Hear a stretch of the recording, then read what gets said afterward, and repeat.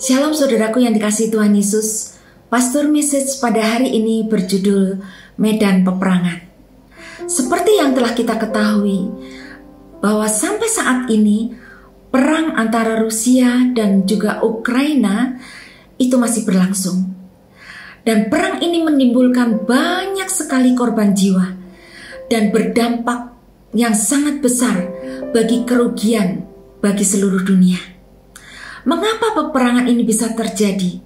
Bila kita perhatikan, semuanya itu berasal dari pikiran manusia. Dari pikiran dapat terjadi keputusan untuk berperang atau berdamai. Pikiran manusia adalah medan peperangan. Petrus pernah ditegur oleh Tuhan Yesus karena berpikir tidak selaras dengan pikiran Allah. Di dalam kitab Markus pasal yang ke-8 ayat ke-33 berbunyi demikian. Maka berpalinglah Yesus dan sambil memandang murid-muridnya, ia memarahi Petrus. Katanya, "Enyahlah iblis, sebab engkau bukan memikirkan apa yang dipikirkan Allah, melainkan apa yang dipikirkan manusia." Pikiran manusia adalah medan peperangan.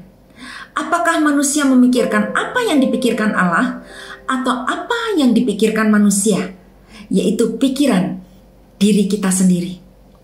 Ketika seseorang memikirkan apa yang dipikirkan manusia tanpa memikirkan apa yang dipikirkan oleh Allah, maka pikiran manusia ini dapat menjadi celah bagi iblis untuk membawa manusia melakukan banyak hal yang tidak selaras dengan pikiran Allah. Apakah kita akan menghasilkan hal-hal yang najis atau hal-hal yang manis yang sesuai dengan pikiran Allah? Hal ini ditentukan oleh pikiran kita. Markus pasal yang ke-7 ayat 20 sampai 23 saya ambil dari terjemahan sederhana Indonesia edisi yang kedua, berbunyi demikian, saudaraku. Tetapi yang membuat kamu menjadi najis atau tidak di hadapan Allah adalah hal-hal yang berasal dari dalam dirimu. Karena dari dirimulah, yaitu dari hati dan pikiranmu, berasal segala macam keinginan ini.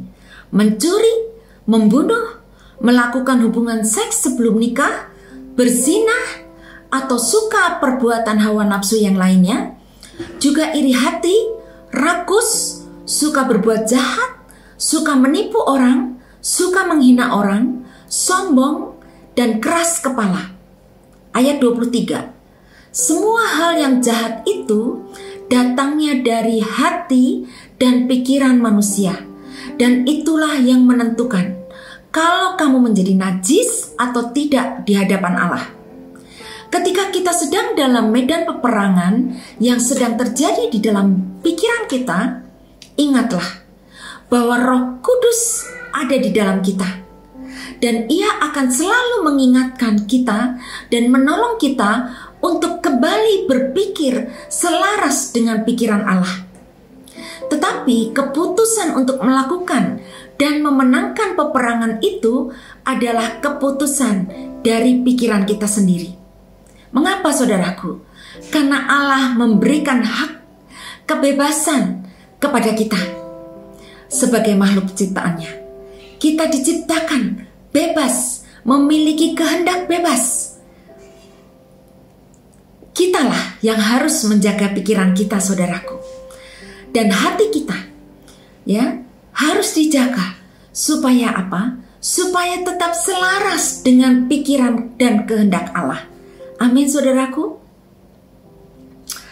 Apakah yang harus kita pikirkan agar segala hal yang keluar dari pikiran kita dan juga kehendak kita adalah sesuatu yang selaras. Segala sesuatu yang selaras dengan pikiran Allah dan kehendak Allah. Filipi pasal yang keempat ayat 8 berkata demikian.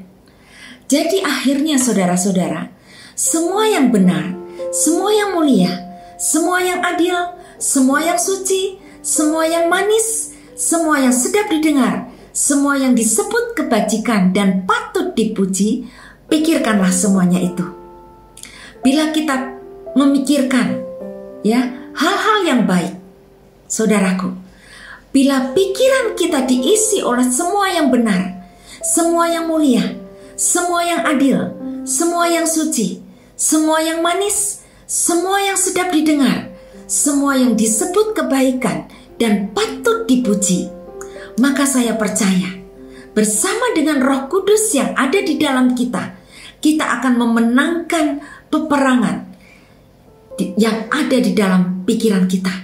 Memang pikiran kita adalah medan peperangan, tetapi ketika kita mengikuti pikiran Allah, mengikuti suara Roh Kudus, kita akan menghasilkan tindakan yang benar dan bijaksana, sehingga nama Tuhan dipermuliakan di dalam kehidupan kita. Amin, saudaraku. Selamat beraktivitas. Tuhan Yesus memberkati kita semua.